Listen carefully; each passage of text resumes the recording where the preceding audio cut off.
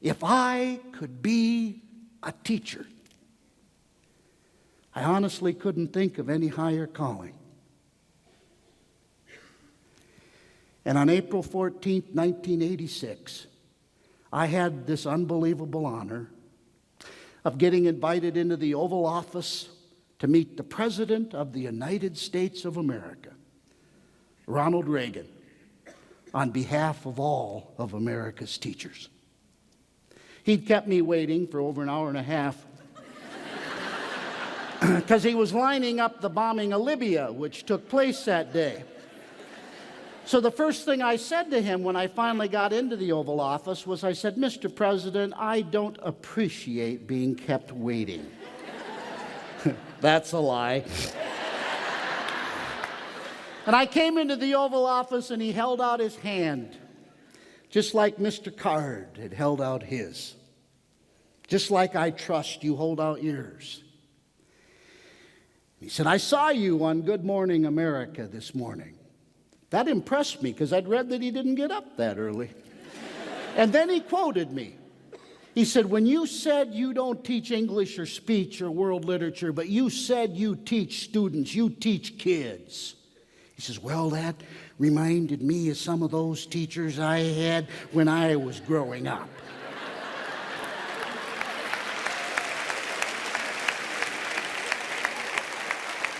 And then he reached into the vest pocket of his coat and he pulled out a piece of his individualized note card stationery, his gold embossed presidential seal, and his name in gold embossed letters across the top of this little note card stationery.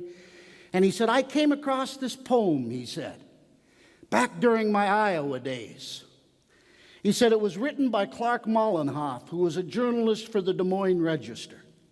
And Mr. Mollenhoff wrote this poem as a tribute to his mother, who retired after 41 years as a country school teacher in a one-room schoolhouse in Iowa. Talk about a legacy, huh?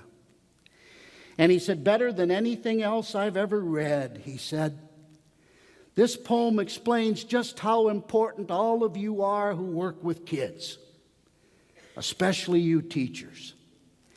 Well, if you don't mind, I'd like to read it to you." And I said, "Oh, okay, go ahead."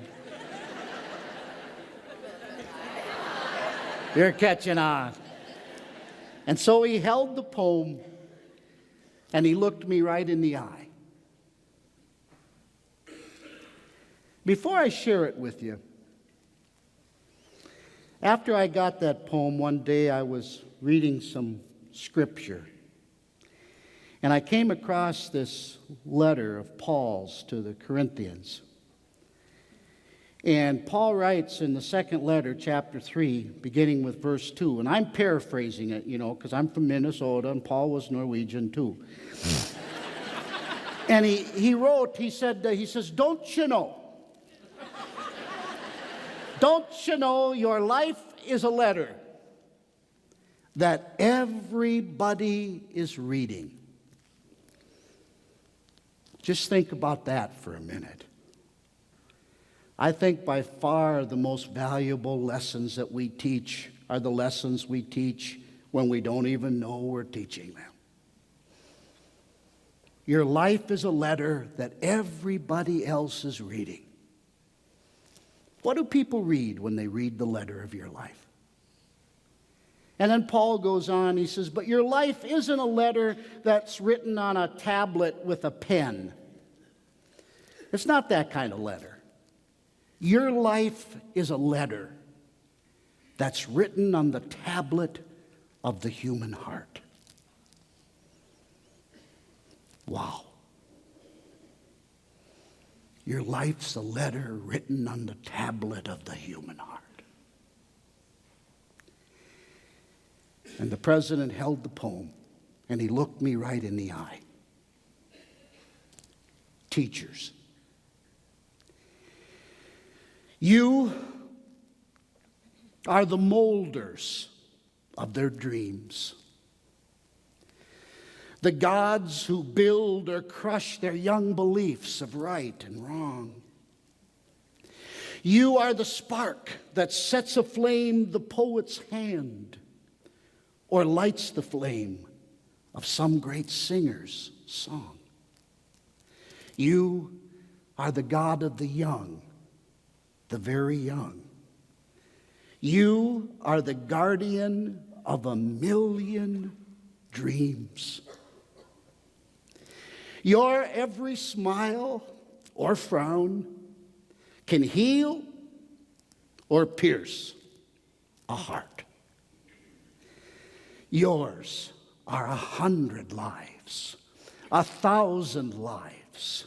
Yours is the pride of loving them and the sorrow too. Your patient work, your touch, make you the gods of hope who fill their souls with dreams to make those dreams come true.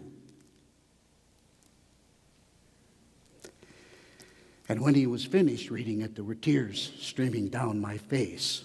I was embarrassed. But the president looked at me and he saw how moved I was. He got big tears in his eyes. And then when I saw how moved he was, that moved me more.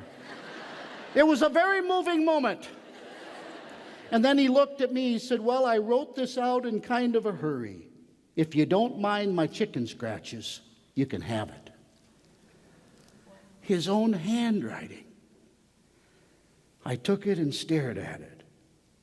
I couldn't believe, improper punctuation.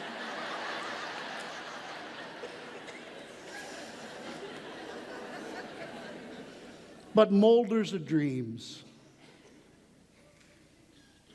That's what y'all are.